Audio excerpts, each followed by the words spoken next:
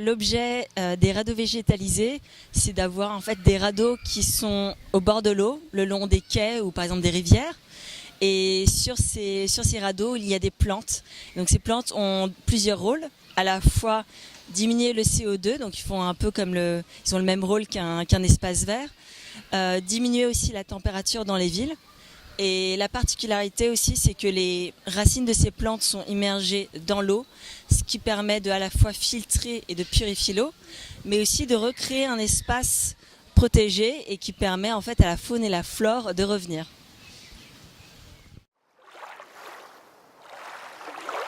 Alors en fait, tout est arrivé depuis à partir d'une opportunité.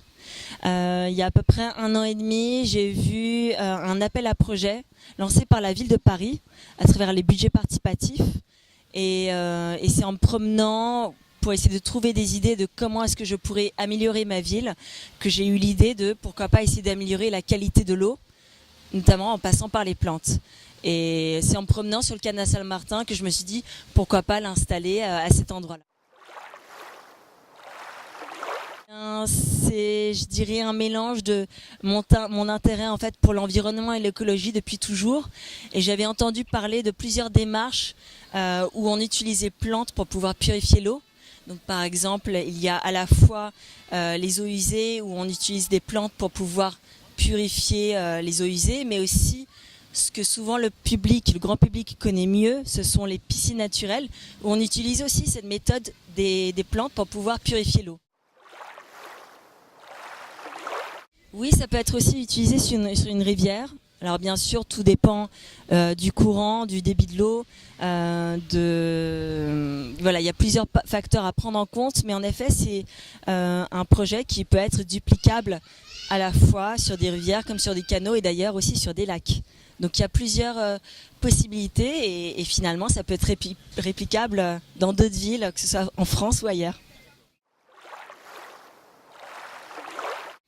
Alors donc là j'ai eu l'opportunité de pouvoir donc déposer mon projet dans le cadre du budget participatif. Et le budget participatif en fait soutient en fait des initiatives de citoyens ou d'associations et en fait permettent de débloquer des subventions pour pouvoir mettre en place ces projets. Donc à date le projet est 100% subventionné par la ville de Paris. Donc là, le budget est d'à peu près 20 000 € et ça permet voilà, d'avoir... on peut installer à peu près 50 mètres de radeaux végétalisés, 50 mètres carrés, donc voilà. Oui, tout à fait. Je pense que c'est toujours important de se battre, toujours important de mener des initiatives.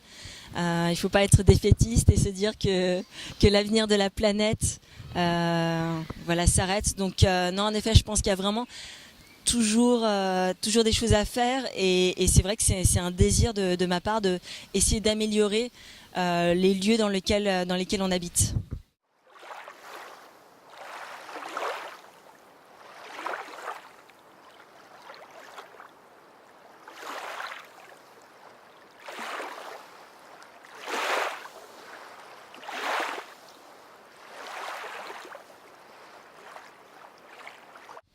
Alors il faut savoir que par exemple dans de nombreux pays, donc c'est peut-être un peu moins le cas dans des pays comme la France, mais dans beaucoup de pays c'est souvent la femme qui gère les ressources de la maison et dont aussi par exemple que ce soit les ressources de l'eau, les différentes ressources et en fait en leur permettant de les sensibiliser, en les éduquant par rapport aux questions de l'environnement et de l'écologie et du climat, eh bien on peut faire une vraie différence.